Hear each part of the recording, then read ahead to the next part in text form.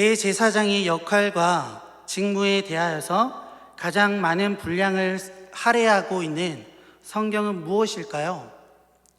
그것은 바로 레위기입니다. 그리고 그 레위기서 앞에는 출애굽기가 있는데요. 출애굽기 40장을 살펴보면 하나님께서 이스라엘에게 말씀하여 주셨던 그 성막을 완성한 뒤 그 성막을 봉헌하는 내용에 대해서 40장은 담고 있습니다.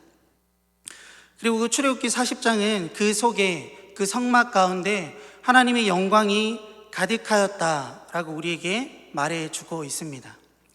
하지만 그 40장을 끝까지 읽어보면 비극적인 일이 발생합니다. 그것은 출애굽기 40장 34절에서 35절 말씀인데요. 네, 함께 읽겠습니다. 구름이 회막에 덮이고 여호와의 영광이 성막에 충만하매 모세가 회막에 들어갈 수 없었으니 이는 구름이 회막 위에 덮이고 여호와의 영광이 성막에 충만함이었으며. 아멘. 자, 무슨 말입니까? 하나님께서 이스라엘 가운데 함께 거하시겠다라고 작정하시고 그들이 성막을 만들 것을 말씀하십니다.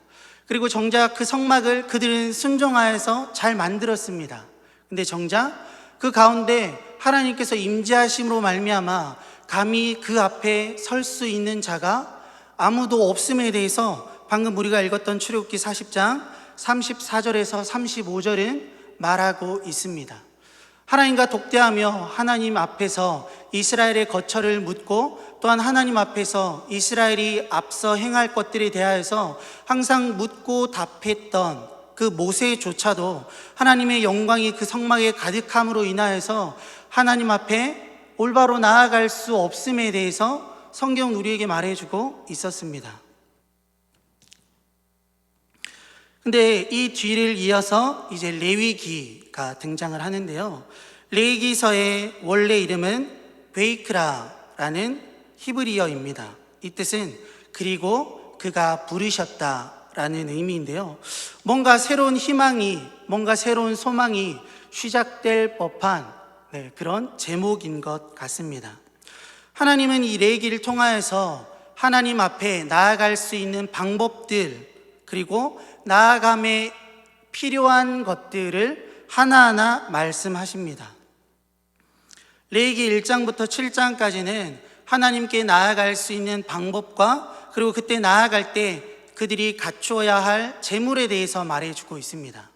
그리고 8장부터 10장까지는 제사장 임명식이 기록되어져 있는데요.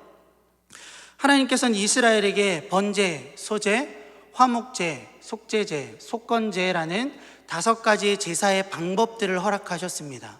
그리고 그들의 상황에 맞게끔 그들이 하나님을 바라보며 나아갈 수 있게 하셨죠. 그리고 또한 그 제사에 그들이 갖추어 나아가야 할 재물에 대해서도 말씀하셨습니다. 그들의 지위와 소득에 따라서 어떤 이들은 소로, 어떤 이들은 양이나 염소로, 혹은 그에 미치지 못하는 사람들은 비둘기를 잡아서라도 하나님 앞에 나아갈 수 있는 방법들을 하나님은 그들에게 말씀하셨습니다. 근데 이 제사가 이루어지는 모든 과정들을 보면 여러분, 우리가 흔히 오해를 합니다. 이런 모든 것들이 참 은혜로운 과정일 거야.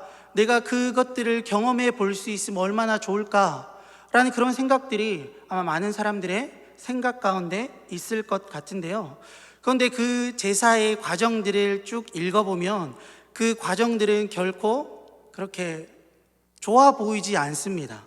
피가 낭자하는 과정이고요. 동물을 죽이고 그들의 가죽을 벗기고 그들의 모든 뼈를 다지는 일들, 그리고 그것을 해체하여서 태우는 모든 과정들이 그 제사에 포함되어지기 때문입니다.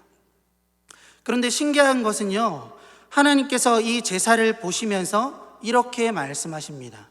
레위기 1장 13절입니다.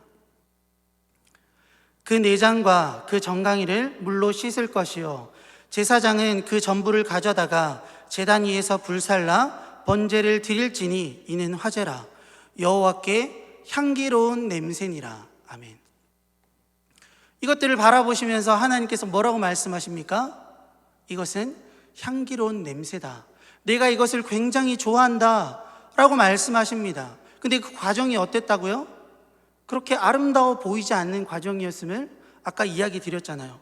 동물을 죽이는 일과 그 가죽을 벗기는 일과 그 고기를 해체하여서 모든 것들을 태우는 그 과정을 바라보시며 하나님께서 뭐라고 말씀하십니까? 이것은 내가 좋아하는 향기다. 향기로운 냄새다 라고 말씀하고 계시다라는 것입니다. 여러분, 그 이유는 뭘까요? 그것은요, 이 모든 과정들이 이루어지는 가장 첫 단계의 그 힌트가 있습니다. 제사를 드리는 사람은 그 제물을 가지고 옵니다. 제사장 앞으로. 그리고 나서 그 제물에 안수를 합니다. 근데 이 안수를 통하여서 우리의 죄가 그 제물에게 전가되어집니다. 이 제물을 준비할 때에는 잊지 말고 꼭 해야 할 것이 있습니다. 그것은 바로 흠 없는 제물을 준비하는 과정이었습니다. 그러니까 그 동물을 안수함으로 인하여서 그 동물의 흠 없음이 나에게 전가되어지고 나의 죄가 그 동물에게 전가되어지는 그런 과정들이 일어나고 있는 것입니다. 그렇다면 하나님께서 그 동물이 그렇게 토막내어지고 그 동물이 불살라지는 것을 바라보시면서 그 동물로 바라보시는 게 아니라 지금 우리의 죄가 그렇게 불타고 있고 우리의 죄가 그렇게 토막되어지고 난도질 당하는 것처럼 하나님께서 여겨주심을 레위기는 우리에게 말해주고 있습니다. 여러분, 그렇다면 이 모든 과정들을 하나님 앞에 드리는 대제사장은 아무나 할 수 있었을까요? 그렇지 않습니다. 오늘 본문인 5장 1절은 이렇게 말합니다. 대제사장마다 사람 가운데서 택한 자이므로. 아멘. 제사장의 첫 번째 요건은 사람이어야 했습니다. 그리고 이어서 4절은 이렇게 말합니다. 이 존귀는 아무도 스스로 취하지 못하고 오직 아론과 같이 하나님의 부르심을 받은 자라야 할 것이니라. 아멘.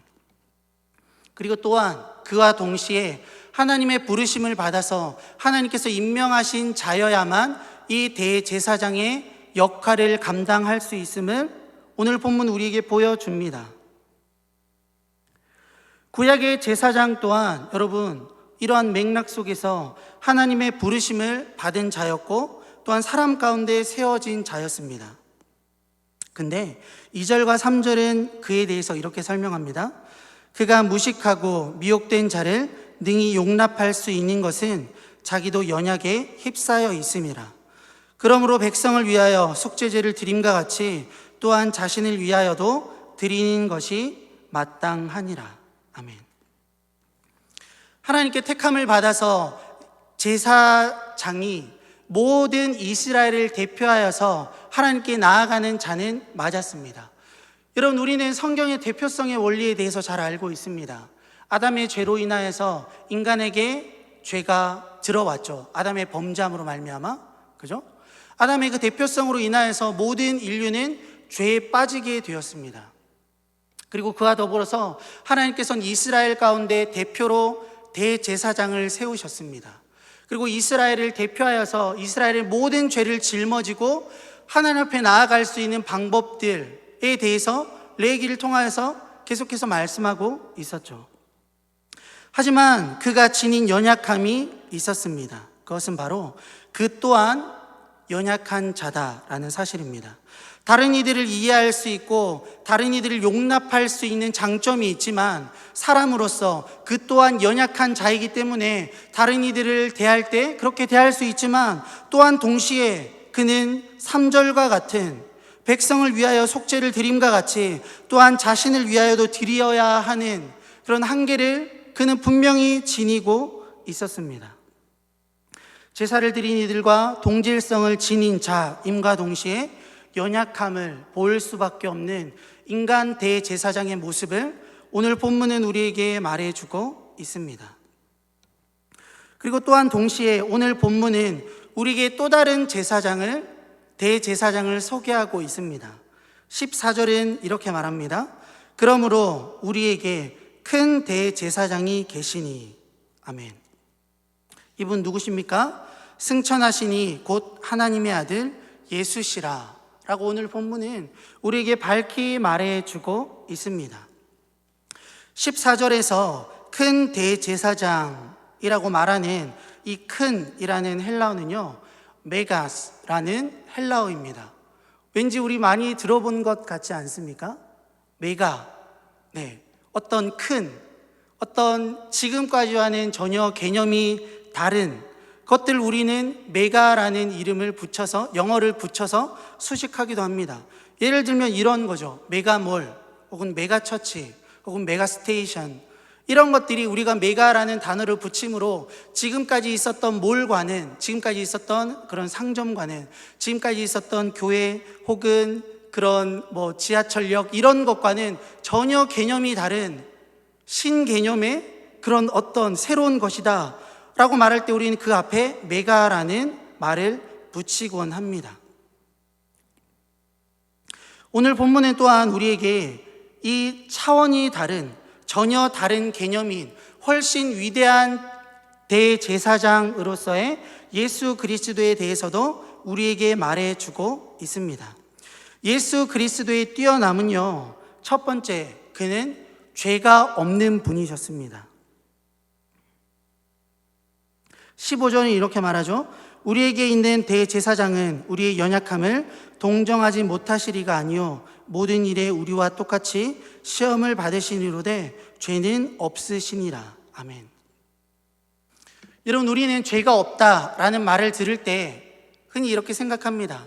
아, 그래, 본질적으로 다른 분이시니까, 그래, 예수님은 우리와는 전혀 다른 그런 분이시니까 당연히 죄가 없겠지라고 생각을 합니다.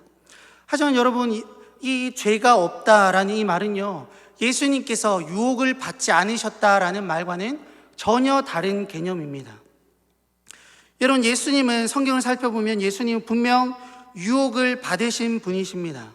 우리가 잘 알고 있는 40일 후에 누가 나타나죠? 40일의 금식 후에 누가 예수님을 나타나서 시험합니까? 마귀가 나타나서 시험을 하는데요, 누가복음 4장 2절에서 3절은 이렇게 말합니다. 마귀에게 시험을 받으시더라. 이 모든 날에 아무것도 잡수시지 아니하시니 날수가 다함에 줄이신지라. 마귀가 이르되 내가 만일 하나님의 아들이여든 이 돌들에게 명하여 떡이 되게 하라. 그리고 누가복음 4장 5절에서 7절은 이렇게 말합니다. 마귀가 또 예수를 이끌고 올라가서 순식간에 천하만국을 보이며 이르되 이 모든 권위와 그 영광을 내가 네게 주리라. 이것은 내가 넘겨준 것이므로 내가 원하는 자에게 주노라. 또한 동일한 본문 9절입니다. 또 이끌고 예루살렘으로 가서 성전 꼭대기에 세우고 이르시되 내가 만일 하나님의 아들이여든 여기서 뛰어내리라. 아멘. 여러분, 방금 우리가 함께 읽어봤던 이 말씀 속에서 성경은 분명 말합니다. 마귀가 예수님을 시험하였다라고 말이죠. 여러분, 마귀가 멍청한 존재이기에 예수님에게 가서 이 시험들을 했던 걸까요? 여러분, 그렇지 않습니다. 지금 예수님이 처한 이 상황이 충분히 마귀의 시험을 받을 만한 연약한 상황이었고 그런 모든 맥락이었기 때문에 마귀는 그때 예수님을 찾아가서 예수님을 시험합니다. 이런 마귀가 시험했던 것들은, 그 시험의 요소들은 우리가 우리의 삶을 살아가면서 경험하는 것들과 별반 차이가 없어 보입니다. 육신의 정욕이고 또한 나의 배부름이고 다른 이들보다 높아지려고 하는, 다른 이들보다 뭔가를 더 많이 가지려고 하는 그런 것들로 방금 마귀는 예수님을 시험하였음을 우린 이 성경 말씀들을 통하여서 살펴볼 수 있었습니다. 하지만 우린 다 알고 있습니다. 예수님께서 이 모든 유혹들을 말씀으로써 이겨내심에 대해서 말이죠. 여러분, 15절은 또한 이렇게 말합니다. 우리의 연약함을 동정하지 못하실 이가 아니다 라고 말이죠. 어떻게 그럴 수 있습니까? 인간 대제사장이 다른 이스라엘 백성들의 연약함을 동정할 수 있었던 이유와 동일합니다. 그들도 그 죄의 유혹에 항상 거하는 이이기 때문입니다. 이런 하나님은 우리와 우리의 연약함을 충분히 동정하실 수 있는 분이십니다. 이 인생을 33년의 공생애를 통하여서 여러 가지 유혹을 받으셨고, 또한 100% 하나님이심과 동시에 100% 인간으로서의 삶을 공생애 동안 살아가셨기 때문입니다. 앞서 말했듯 그런 요소들이 우리가 우리의 삶을 살아가며 직면하는 그런 다양한 요소들이, 다양한 유혹들이 예수님에게도 또한 동일하게 유혹의 의로서 있었기 때문에 예수님은 우리의 연약함을 충분히 동정하실 수 있는 분이시다라고 15절은 그렇게 말합니다. 여러분, 히브리서 2장 18절은 이렇게 말합니다. 그가 시험을 받아 고난을 당하셨은즉 시험 받는 자들을 능히 도우실 수 있느니라. 아멘. 근데 15절은 또한 계속해서 말하죠. 우리의 연약함을 동정하지 못하시리가 아니다 라고 말입니다. 여러분, 그렇게 말했음에도 불구하고 히브리서 2장 18절에서 히브리서 저자는 그 히브리서를 받는 사람들에게 분명 예수님은 우리를 능히 도우실 수 있는 분이시다, 우리를 능히 아시는 분이시다 라고 말했음에도 불구하고 왜 오늘 본문에서 다시 한번 그 부분에 대해서 강조하고 있을까요? 그것은 바로 우리의 연약함을 너무나 잘 알고 있기 때문입니다. 여러분, 우리는 이런 말씀을 들은 뒤에도 여전히 우리의 사고가 바뀌기란 참으로 힘듭니다. 아, 그래, 하나님은 존재적으로 본질적으로 나와는 다른 분이야. 그래, 나와는 전혀 다른 분이라서 나의 연약함을 동정하지 못하실 수도 있어. 내가 지금 살아가면서 경험하고 있는 여러 어려움들을 하나님은 결코 공감하실 수 없을 거야 라는 우리의 연약함, 우리의 생각에 대해서 다시 한번 히브리서 저자는 지적하고 있습니다.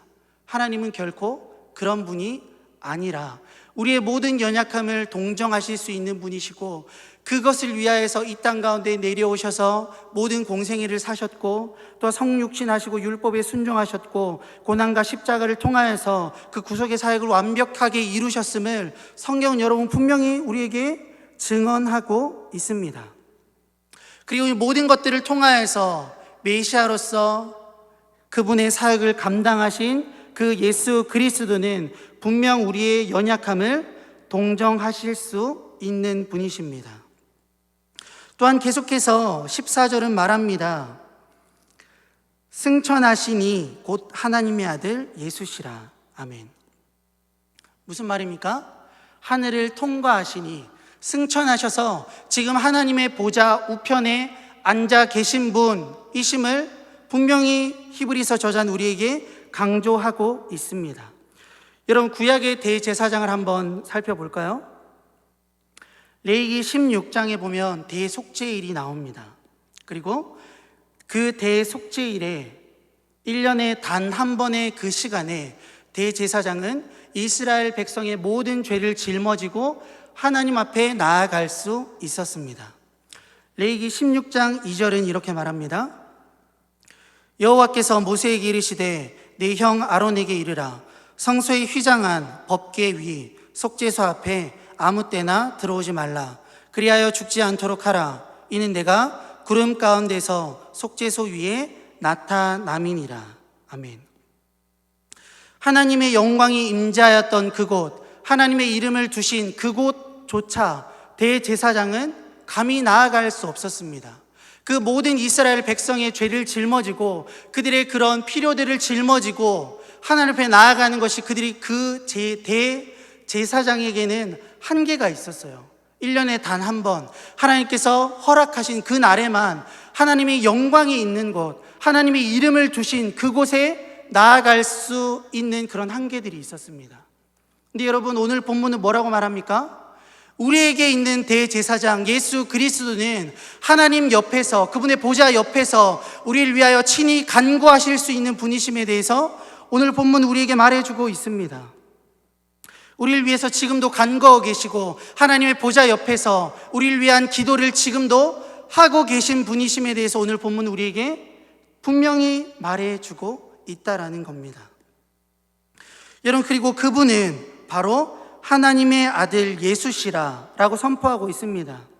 그분은 역사적인 우리의 역사를 통하여서 우리가 알고 있는 바로 그 예수님이심과 동시에 지금까지 구약에서 예언되어진 메시아이심을 오늘 본문은 말해주고 있습니다.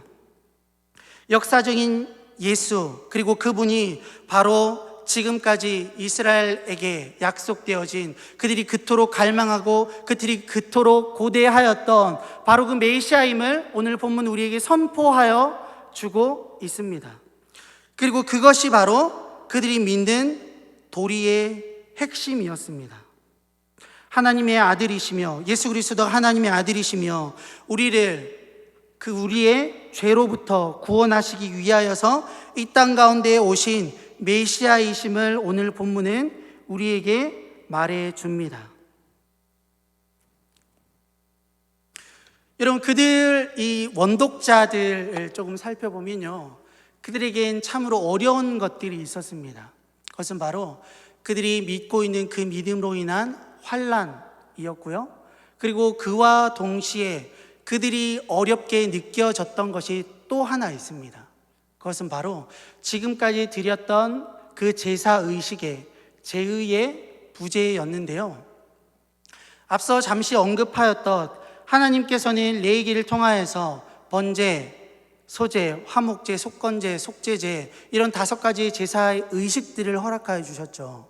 그리고 그 모든 동물들이 죽어가는 과정들을 통하여서 그렇구나, 나의 죄가 이렇게 끔찍한 거구나, 그리고 나의 죄로 인하여서 나의 죄를 대속하기 위하여서, 나의 죄를 없게 하기 위하여서 지금 이 양이, 이 염소가, 이 소가, 이 비둘기가 지금 죽어가고 있구나 라는 것이 그들 앞에 보여졌었습니다. 근데 히브리서를 받아들이는 사람들은 더 이상 그런 제사를 드리는 사람들이었습니까? 그렇지 않았던 사람들입니다. 그들에게 자신의 죄가 지금 없어지는 것 같은 그런 의식들이 행해지는 것이 더 이상 그들에게는 없습니다. 눈으로 보여지는 것이 우리의 인생에겐, 우리 사람에겐 참으로 중요하잖아요. 예를 들어, 지금은 물론 코로나 때문에 그렇지 않는데, 초등학교 5학년, 6학년, 혹은 중학교 2학년, 3학년, 고등학교 2학년이 되면 학교에서 수련원이라는 곳을 갑니다.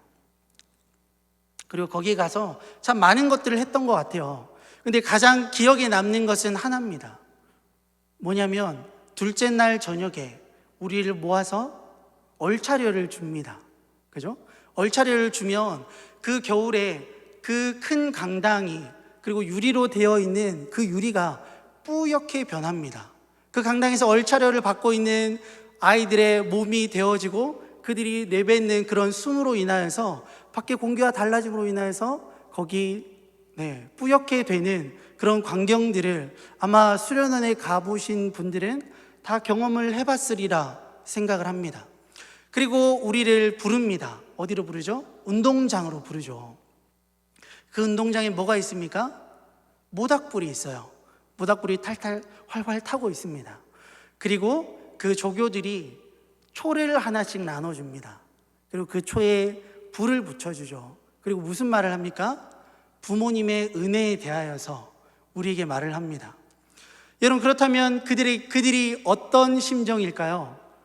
적어도 저는 지금까지는 별로 거기에 대해서 생각해 본 적이 없었는데, 왠지 내 지금 육신이 힘들고 그런 분위기가, 그런 배경들이 다 갖춰져 있고 옆에 아이들도 훌쩍훌쩍 거리는 그런 것들을 바라보면서 우리 또한 마음이 동하는 것을 아마 많은 사람들이 경험을 할 것 같습니다. 근데 지금 여러분, 그들에겐 그들의 마음을 동하게 할 이런 환경들이, 이런 요소들이 사라져 버린 겁니다. 그들이 처음에 느꼈을 그런 어떤 허무함, 채워지지 아니하는 것만 같은, 뭔가가 빈 것 같은, 뭔가가 더 드려져야만 할 것 같은 그런 요소들이 그들에겐 있었지만, 그 기독교, 이 예수 그리스도의 그 십자가 이후에 그것을 믿는 사람들은 더 이상 그런 제사들을 드리지 않게 되었습니다. 여러분, 2000년 전을 살았던 그들이, 그리고 지금을 살아가는 우리가 주목해야 하는 것은 그런 다양한 우리의 마음을 동하게 할 만한 기타 요소들이 아닙니다. 우리의 마음을 혹하게 할 만한, 우리의 마음을 뭉클하게 할 만한 기타 요소들이 아닙니다.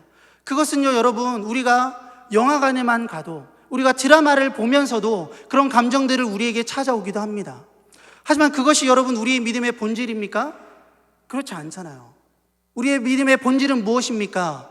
예수 그리스도께서 나를 위해서 이 땅 가운데 오셨고 나의 죄를 위하여서 십자가에 달려 죽으시고 부활하심으로 말미암아 우리의 부활의 첫 열매가 되시고 우리의 산 소망이 되심, 바로 그 진리가 우리가 굳게 붙잡아야 할 한 가지 요소인 줄 믿습니다. 오늘 본문은 분명 우리에게 그 부분에 대해서 말합니다. 14절 마지막에 이렇게 말하죠. 하나님의 아들 예수시라 우리가 믿는 도리를 굳게 잡을지어다. 다른 것을 주목하지 마라. 오직 예수 그리스도께서 우리에게 행하신 이 일을 주목하여라 라고 오늘 본문은 말하고 있습니다.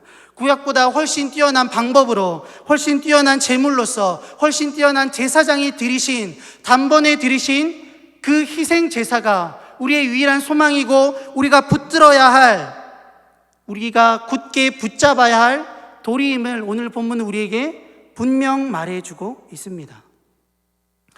그 후 본문이 이렇게 우리에게 권면합니다. 16절입니다. 그러므로 우리는 긍휼하심을 받고 때를 따라 돕는 은혜를 얻기 위하여 은혜의 보좌 앞에 담대히 나아갈 것이니라. 아멘. 여기서 담대히 나아가다라는 이 동사는요, 헬라어로 프로세르코마이라는 동사입니다. 이것은 현재형 동사인데요, 헬라어는요 동사의 시제들을 사용하여서 이게 단회적인 사건인지 혹은 연속적으로 우리의 삶 가운데 일어나야 반복되어져야 할 사건인지를 드러냅니다. 근데 방금 제가 읽어드렸던 프로세르코마이, 담대히 나아가다라는 이 말은요 현재형 시제를 사용하고 있습니다.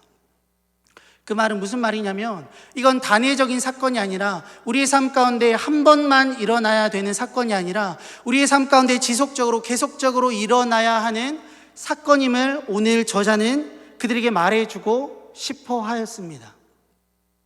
여러분, 우리가 방금 살펴보았던 이 예수 그리스도의 은혜, 우리가 붙잡아야 할 이 핵심적인 도리를 언제 붙잡아야 할까요?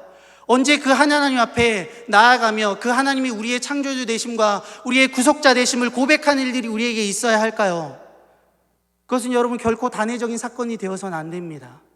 오늘 본문 우리에게 분명 말해주고 있습니다. 너희는 항상 그렇게 나아가라 라고 말이죠. 그래서 우리의 삶 가운데 계속적으로 반복되어져야 할 사건임을 오늘 저자는 우리에게 강조하고 있습니다.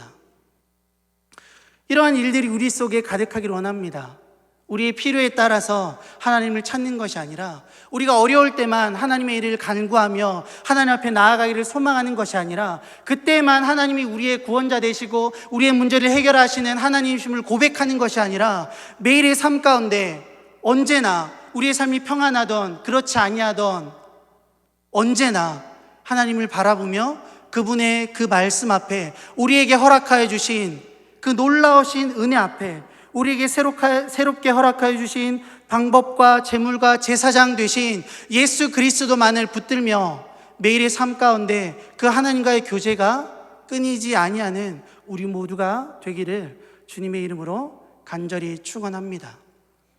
이 땅을 살아가는 우리의 삶 가운데 참 우리는 연약함을 참으로 많이 발견합니다. 코로나 시기를 겪으면서 우린 더욱더 이러한 연약함을 발견하는데요, 마지막으로 말씀 한 구절을 읽고 말씀을 마무리하려고 합니다. 이사야 40장 8절입니다. 풀은 마르고 꽃은 시드나 우리 하나님의 말씀은 영원한 신이라. 아멘. 언제나 하나님의 말씀을 붙들고 그 말씀 가운데 우리의 소망을 발견해 나아가는 우리들의 삶이 되기를 주님의 이름으로 간절히 축원합니다.